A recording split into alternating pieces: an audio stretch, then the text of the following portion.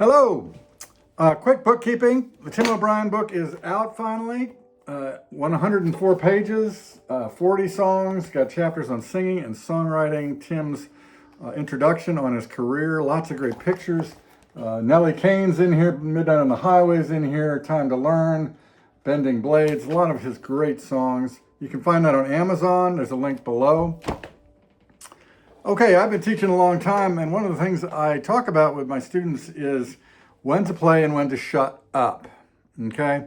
And I always tell this story so you can learn vicariously from my experience. When I was a young feller, about 16, I went to my first jam session, and I knew enough to be dangerous.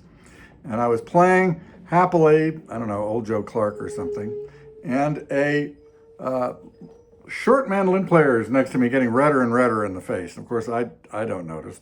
Yeah. Finally, he turns to me. He grabs the neck of my instrument. So, right? He grabs it, right? And he says, "Shut up. I'm playing lead. You shut up." And of course, I was mortified. Tail between my legs.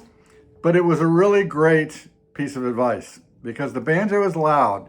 And the only instrument that can really compete with the banjo is a fiddle. So a banjo player has to be really careful about when you're playing lead, what volume you're playing backup, when to play chops, when to roll, okay? And there's some basic rules of thumb, okay? I always chop when the mandolin player takes a break because you need to replace that vamp, that chop in the band, or even in a jam. When a fiddle player plays a lead, I tend to roll kind of in the background, but not too loud, okay? The only time you can really just let it go is in your lead, just lean right into it. But really, a lot of playing banjo well is knowing when to hold it back. And again, roll during a fiddle generally, chop during the mandolin breaks. Now, when a guitar player takes a break, I drop back to either a very, very quiet chop or I do nothing at all. Particularly in a jam, if you've got like a couple of banjo players, just stop playing. The poor guitar player, man, he or she is up against a lot of sound. So it's absolutely critical for everybody to drop the volume. And you'll notice with really experienced players, the minute a guitar player takes a lead, everybody pulls back. The bass player may keep going, but the mandolin player pulls back, the fiddler pulls back, the banjo player definitely pulls back. So we can hear what the guitar player is doing.